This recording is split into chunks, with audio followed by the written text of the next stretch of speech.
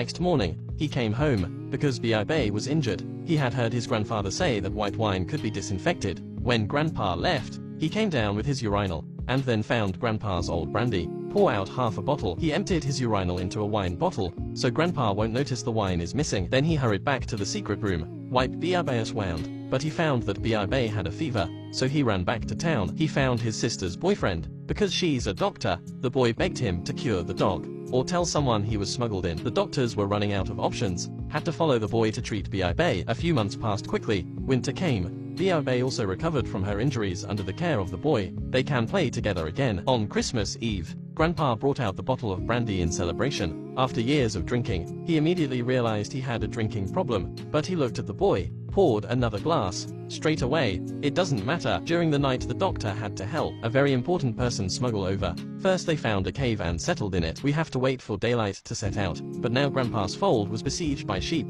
The doctor heard the middle-aged and went to check. Biabe heard the sound and ran over. Biabe found the wolves and directly rushed bravely. He had no fear of a pack of wolves. Doctors were worried that he would be mobbed by wolves. Ran over to help, but I broke my leg. Fortunately, Biabe is very brave. Scare the wolves away. The doctor could only crawl little by little with a climbing plow. Then Biabe came and bit the rope, drag it in front, pulled him like a sled to his grandfather's house. After the doctor explained everything to them, Grandpa felt very ashamed. Because of my own bad judgment, almost killed the dog. The doctor was injured and could not walk, but the people he needed to smuggle are still in the cave. This man is very important. It's about whether the next war can push the enemy back. Then the boy's sister offered to take the doctor's place, but she's just a woman. No matter what the doctors do, my sister insisted on going. The enemy is celebrating Christmas. All of a sudden, one of the soldiers thought that someone would sneak in during the holiday, so the lieutenant ordered them to go and barricade it. Then he drove after them too. When my sister saw the enemy lieutenant, she told everyone to pick up the pace. The lieutenant was right behind them yelling at them to stop,